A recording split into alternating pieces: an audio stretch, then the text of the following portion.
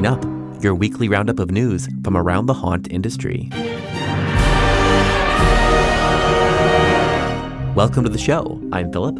On the H.A.N. show, we bring you the haunt news, information, and education you need to prepare for Halloween. On Tuesdays, we bring you a roundup of news from haunts worldwide. Read more about these stories and so much more in our free weekly newsletter. Subscribe at the link in the show notes. And as always, for the news roundup, I'm passing it off to Daryl. A brief message from our publisher, Philip Hernandez of the Haunted Attraction Network. Our job is to entertain people. How they want to be entertained, though, might be changing. In the last several weeks, I've been asked whether what guests want from attractions is changing. It isn't. The core of what haunted attractions do is entertain people, and that hasn't and likely won't change. What's shifting is who's coming to your attraction and how they want to be entertained. New data from PGAV and Integrated Insight, presented last week, show that the audience for attractions, the who, is shifting. Working from a sample of 2,000 households earning at least $35,000, the firms reported that the number of people visiting 10 or more paid attractions a year is down about 11% year over year. The steepest declines came from households under $75,000, from women across income brackets, and from families without children. Which audience is the strongest? Families with kids, higher income households, and men. Women have become more price sensitive as inflation stretches household budgets, shifting the decision-making to men in many cases. PGAV's takeaways for operators include design for micro-visits, build pricing in good, better, and best tiers, treat 15% as the floor for a discount that actually moves anyone, and build community because the guests who stay are the ones who feel a sense of belonging and ownership. Disney's Oogie Boogie Bash announcement from last week pulls at the micro-visit part, although it could be unintentional. Oogie Boogie Bash at Disney California Adventure is a separately ticketed event, similar to H.U.M.A.N, and it's replacing the frightfully fun parade this year with Madame Leota's Swinging Wake, a haunted mansion street party. Construction on the new Coco attraction likely means there's no room to stage the parade, so the street party is the workaround. But the format could be better. It asks guests to take part rather than watch from the curb, and it lets them spend as much or as little time as their schedules allow. At an event as short and as expensive as the Oogie Boogie Bash, waiting for a parade and then watching it eats a big chunk of the night. A come-and-go party lets guests participate in whatever level they want. For haunts, this is similar to replacing the stage show with a scare zone or party area. People will still be upset that the show is gone, of course, but this entertainment is more flexible and personal. At a show, guests are all recording the same thing. With flexible entertainment, a guest can have their own moment with a character, which feeds the sense of belonging that the data says matters most. The audience that's still spending wants flexibility and participation, not just to watch. It's less natural for a walkthrough haunt, but it's exactly what the Scream Park model delivers. Smaller experiences, room to move at your own pace, and moments that feel personal rather than staged for a crowd. Also this week, Six Flags Fiesta Texas announced the Werewolf Gorge for 2027.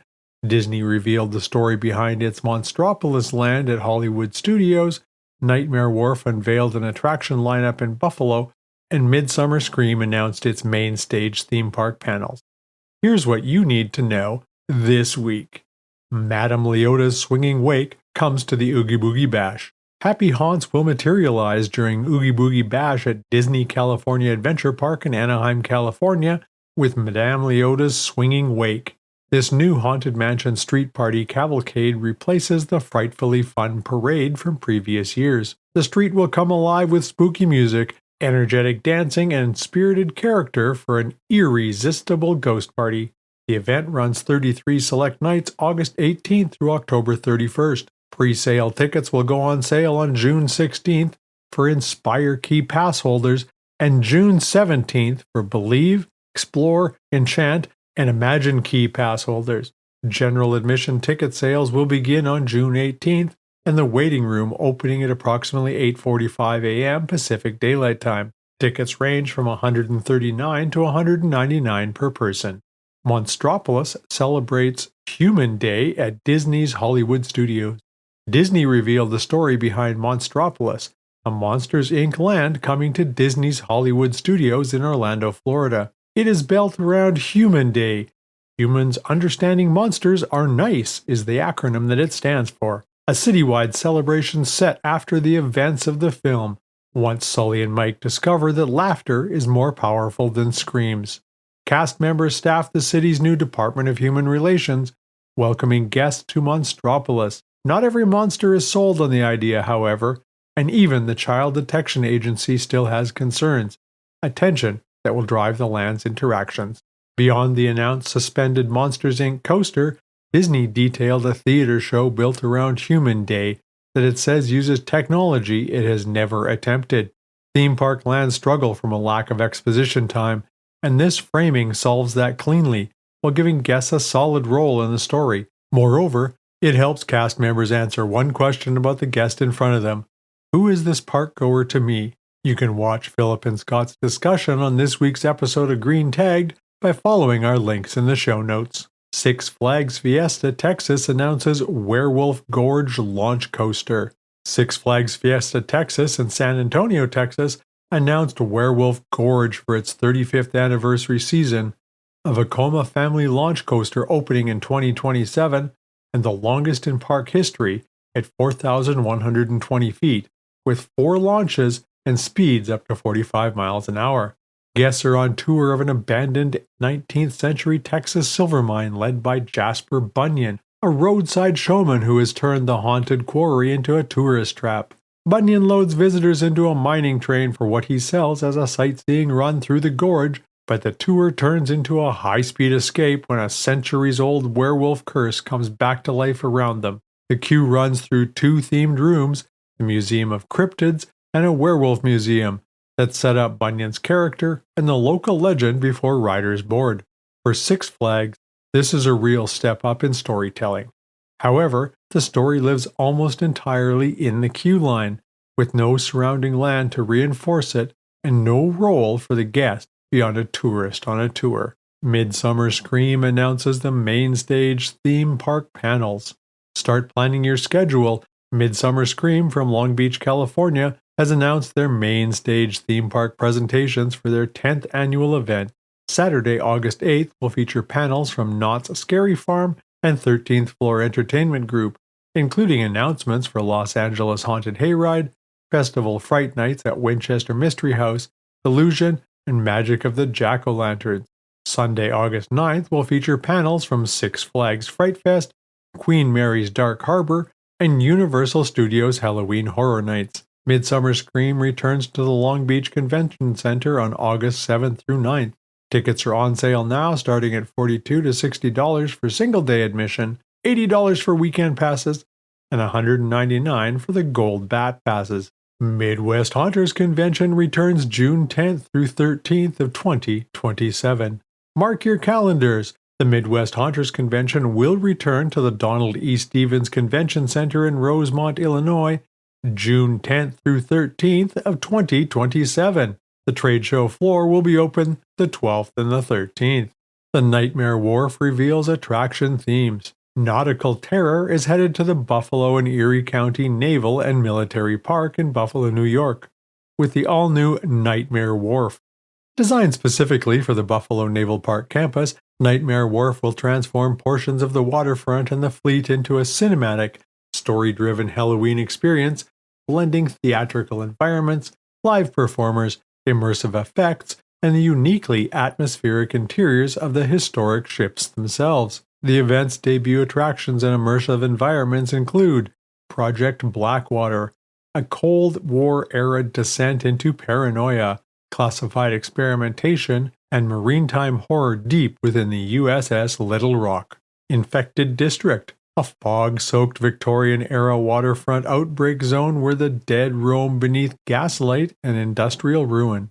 And the Boneyard, a chaotic midway of twisted sideshow energy, roaming monsters, live entertainment-themed concessions, and the darker heart of Nightmare Wharf. This is about more than Halloween, said Brian Llewellyn, president and CEO of the Buffalo Naval Park.